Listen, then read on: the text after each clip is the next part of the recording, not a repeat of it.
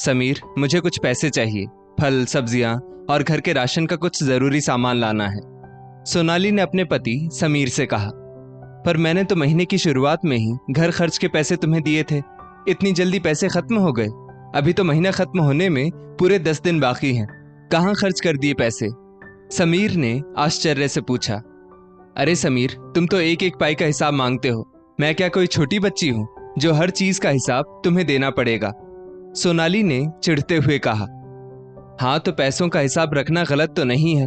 मैं खुद अपने हर दिन के खर्च का हिसाब रात को डायरी में नोट जरूर करता हूँ। इसलिए तुमसे भी कहता हूँ कि पैसों का हिसाब नोट करके रखा करो। वैसे ये तो बताओ, पैसे कहाँ खर्च हो गए? समीर ने फिर पूछा। वो कल मैं ब्यूटी पार्लर गई थी, वहां खर्च हो गए। मैंने तुम्हें बताया था ना, सोनाली ने कहा। पर मैं तो तुम्हें तुम्हारे छोटे मोटे खर्चों के लिए अलग से पैसे देता हूँ। मैं पूछ रहा हूँ घर खर्च के पैसे कैसे खत्म हो गए? समीर ने जरा जोर देकर पूछा। मैं बड़े पार्लर ग्लिट्स एंड ग्लैमर गई थी, जो नगर घड़ी चौक के पास है। वहां से फेशियल, हेयर कट और नेल आर्ट करवाया। इसमें पूरे 5,000 खर्च हो गए। देखो मेरा नेल आर्ट कितना सुंदर लग रहा है ना? सोनाली ने अपने हाथों को आगे करते हुए कहा। घर में कोई शादी ब्याह है क्या जो तुम 5,000 ब्यूटी पार्लर में खर्च कराई? हम मिडिल क्लास फैमिली के हैं, कोई करोड़पति नहीं है। अरे 5,000 रुपए तुम योगा क्लास या कोई नया कोर्स सीखने में खर्च कर देती तो मैं कुछ नहीं कहता, पर महीने के हिसाब के पैसे ब्यूटी पार्लर में खर्च कर देना मुझे बिल्कुल सही नहीं लगा। जरा सोच समझकर खर्च किया करो, समीर ने कहा। मेरी तो मती मारी गई थी जो तुम जैसे कंजूस से प्यार कर बैठी। तुमसे शादी करके मेरी तो किस्मत ही फूट गई। हर बात में कहते हो सोच समझकर खर्च किया करो। मेरी सहेलियां तनु, प्रिया और नेहा सब अपने ससुराल में दिल खोलकर खर्च करती हैं, और यहाँ मुझे पाई पाई का हिसाब देना पड़ता है और ताने भी सुनने पड़ते हैं कि मैं सोच समझकर खर्च नहीं करती। तुम भी उन खड़ूस पतियों की तरह हो जो पाई पाई के लिए अपनी पत्नी को तरसा देते हैं, सोनाली ने गुस्से में कहा और दरवाजा पटकते हुए अपने कमरे में चली गई। समीर वहीं सोफे पर दोनों हाथों से अपना सिर पकड़कर बैठ गया। तभी समीर की माँ शारदा जी समीर के पास आती है। बेटा, ये जरा भी ठीक नहीं हुआ। तुम लोगों की अभी नई नई शादी है। अपने शौक पूरे करने और अपनी पसंद की चीजें खरीदने के लिए बहू का मन ललचा जाता होगा। धीरे धीरे वो भी घर की स्थिति को देखते हुए समझ जाएगी। ये ले बेटा, 5,000 रुपए घर खर्चे में काम आ जाएंगे। पर माँ, आप ये पैसे तो अपनी तीर्थ यात्रा के लिए बचा रही थी, समीर ने कहा। मेरे बच्चे खुश रहें, घर में सुख शांति बनी रहे, मेरे लिए वही तीर्थ यात्रा है, शारदा जी ने कहा। दरअसल समीर और सोनाली एक ही कॉलेज में पढ़ते थे। समीर सोनाली का सीनियर था। समीर एक खूबसूरत व शांत स्वभाव का कॉलेज में टॉप करने वाला लड़का था। कॉलेज में सारे टीचर्स और स्टूडेंट के बीच उसकी छवि बहुत अच्छी थी। सोनाली उसे दिल ही दिल में पसंद करने लगी थी।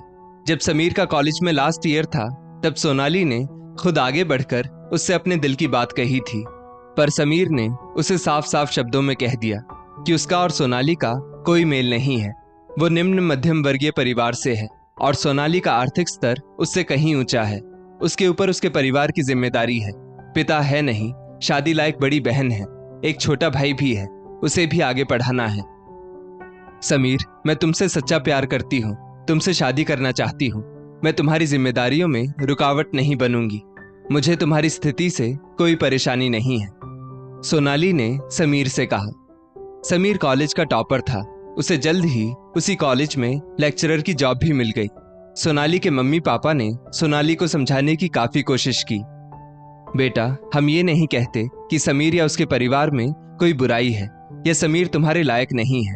बस हकीकत बता रहे हैं कि तुम अब तक जो लग्जरी लाइफ जीती आई हो, ऐसी लाइफ तुम्हें वहां नहीं मिलेगी।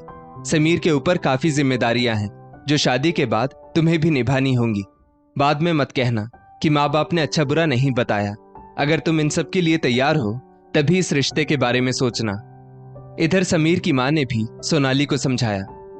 बेटा, अमीर पत्नी की जरूरतें तय बजट में मेंटेन करना समीर के लिए मुश्किल हो सकता है। एक बार इस विषय में सोचना जरूर। पर सोनाली के सिर तो मानो भूत ही सवार था समीर से शादी करने का। इस तरह समीर की बहन की शादी के 1 साल बाद समीर और सोनाली की शादी हो जाती है। शादी के बाद सोनाली का असल संघर्ष शुरू होता है। ससुराल में पति और सास ही साथ रहते थे। देवर शहर से बाहर रहकर पढ़ाई कर रहा था। ननद की शादी पहले ही हो चुकी थी। घर में एक ही कॉमन वॉशरूम था। सोनाली को छोटे से कमरे में रहना पड़ता, कॉमन वॉशरूम यूज करना पड़ता। घर में फैंसी आइटम्स की जगह सादा खाना ही बनता। हनीमून पर 4 दिन के लिए गोवा गए थे समीर और सोनाली। उसके बाद तो बड़े फैंसी रेस्टोरेंट का मुंह नहीं देखा सोनाली ने कभी, क्योंकि बड़े होटल में जाने से समीर का बजट गड़बड़ा जाता। उसे तो भाई को भी पढ़ाई के लिए पैसे भेजने पड़ते और बहन की शादी में लिया कर्ज भी तो उसे ही उतारना था। 4 दिन में सारा प्यार रफू चक्कर हो गया सोनाली का। कुछ समय बाद सोनाली के भाई का रिश्ता तय हो जाता है। समीर, हम अपनी तरफ से मेरे भाई को शादी में क्या गिफ्ट देंगे? सोनाली ने पूछा। भाई को सोने की अंगूठी दे देंगे और भाभी को मुंह दिखाई में कैश दे देंगे, समीर ने कहा। मेरा एक लौता भाई है, मैं मेरे भाई को सोने का ब्रेसलेट देना चाहती हूँ और भाभी को सोने की अंगूठी, पर इसमें तो कम से कम लाख रुपए से ज्यादा का खर्चा आ जाएगा, समीर ने कहा। हाँ वो तो है, साथ में मुझे अपने लिए ट्रेंडी ड्रेसेस भी लेनी होंगी, सोनाली ने कहा। हमारी स्थिति अनुसार सोने की अंगूठी भी अच्छी गिफ्ट होगी, इससे ज्यादा मैं खर्च नहीं कर सकता, समीर ने साफ शब्दों में कह दिया। समीर और सोनाली के बीच की बहस ने झगड़े का रूप ले लिया। अच्छा, अब तुम दोनों शांत हो जाओ। ये लो मेरी शादी के वक्त की एकमात्र निशानी, सोने की चेन। पुराना ठोस सोना है, कम से कम 2 तोले की चेन तो होगी ही। इसके बदले में ब्रेसलेट खरीद लेना, समीर की मां शारदा जी ने सुझाव दिया और जबरदस्ती वो चेन समीर को दे ही दी। समीर शुरू में घर खर्च के पैसे अपनी मां को ही देता था, लेकिन कुछ समय से शारदा जी घर खर्च के पैसे सोनाली के हाथ में ही रखवा रही थी, क्योंकि सोनाली हर वक्त समीर पर दबाव बनाती थी कि घर खर्च के पैसे उसे ही दिए जाएं। कुछ समय बाद ही सोनाली समीर से कहती है, समीर मुझे कुछ पैसे चाहिए, मेरे घर खर्च के पैसे खत्म हो गए हैं। कहाँ खर्च हो गए पैसे? क्या घर के लिए कुछ नया सामान खरीदा है? समीर ने पूछा। परसों मेरी फ्रेंड का बर्थडे था, हम सब फ्रेंड्स उसकी बर्थडे पार्टी पर लंच पर गए थे। मैंने 1800 रुपए का पर्स उसे घर खर्च के पैसों से ही गिफ्ट दिया था, सोनाली ने कहा। जब हमारा बजट अलाउ करता नहीं है तो तुम इतने महंगे गिफ्ट देती क्यों हो? तुम्हें अपने पति की हैसियत देखकर खर्च करना चाहिए। मैं तो तंग आ गया हूँ तुम्हारे बेवजह के खर्चों से। तुम तो मुझे सड़क पर लाकर खड़ा कर दोगी, समीर ने हिदायत देते हुए कहा। समीर की बात से नाराज होकर सोनाली अपने मायके चली जाती है। मायके पहुंचने पर उसकी चहकती मुस्कुराती भाभी उसे बहुत दुखी नजर आई। अरे भाभी, आपकी नई नई शादी हुई है, ये आपके चेहरे पर इतनी उदासी क्यों है? यहाँ तो तुम्हें किसी चीज की कोई कमी भी नहीं है। बड़ा घर, महंगी गाड़ियां, हर काम के लिए भी तो मेड आती है। शादी में तुम्हें कितने भारी जेवर और ब्रांडेड कपड़े चढ़ाए थे, फिर क्या कमी है जो आप इतनी उदास नजर आ रही है? सोनाली ने अपनी नई नवेली भाभी रंजीता से पूछा। आपके भाई रितेश जी बेशक अच्छे भाई हैं, बेटे हैं, पर पति अच्छे नहीं हैं। वो एक अय्याश किस्म के बुरे चरित्र वाले व्यक्ति हैं। बात बात पर गुस्सा करना, गाली गलौज करना उनके लिए आम बात है। रोज देर रात घर आते हैं।